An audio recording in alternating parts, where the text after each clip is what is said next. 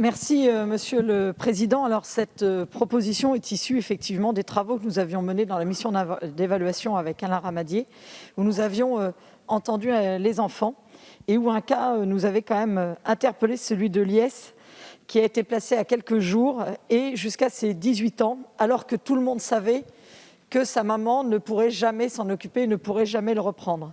Donc, par cet amendement, je vous propose d'inclure dans le projet pour l'enfant la question de manière sous-jacente de la compétence parentale. On sait que des parents peuvent être aidés, qu'au bout de quelques mois, ils peuvent être aptes à reprendre leur place auprès de l'enfant.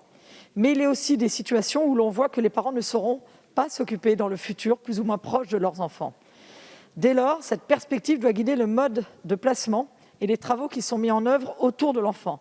On n'accueille pas un enfant qui aura une perspective de placement à 6 mois, comme un jeune dont on sait très bien qu'il sera là pour plusieurs années, voire jusqu'à sa majorité.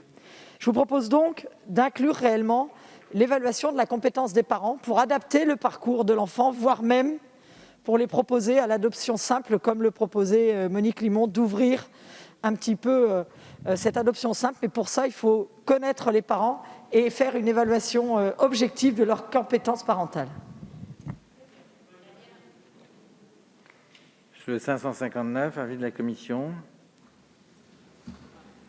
Alors, votre amendement propose que le projet pour l'enfant intègre une évaluation de la situation des parents et de leurs relations avec les enfants.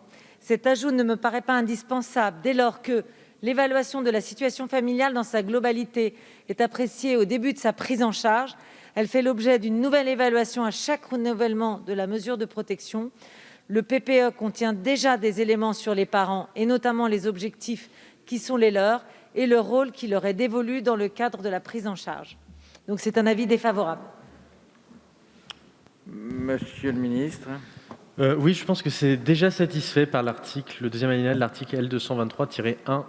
Voilà, donc merci d'avoir soulevé ce point, mais je pense que c'est déjà satisfait. Donc c'est une demande de retrait. Monsieur Ruffin.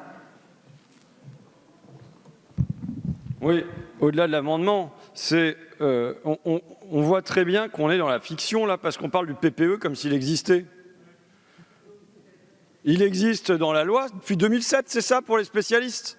Moi, 2007, ouais, ce que je dis, depuis 2007.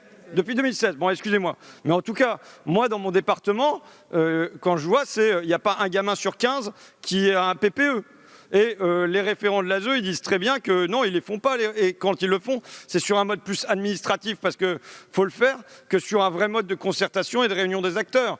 Donc, moi, je suis d'accord avec vous, hein, Madame Goulet, sur ce que vous proposez, de dire qu'il faut une évaluation des parents et tout ça, pourquoi pas. Mais vous savez très bien que vous venez de rajouter de la fiction à la fiction, et que votre rapport, il montre très bien que tout ça est, au fond, fondé sur du vide en dessous, quoi. Et que quand même, c'est ce fossé entre le texte de loi et la réalité qu'on devrait avoir pour ambition de combler, avec entre autres des moyens qui ne sont pas du tout au rendez-vous dans le projet de loi aujourd'hui. Ce n'est pas pour polémiquer, mais c'est juste pour rappeler ce qui devrait être notre mission essentielle, c'est de faire coller les belles lois avec la réalité, quoi. Merci. Donc 559 défavorable, commission gouvernement, qui est pour, qui est contre.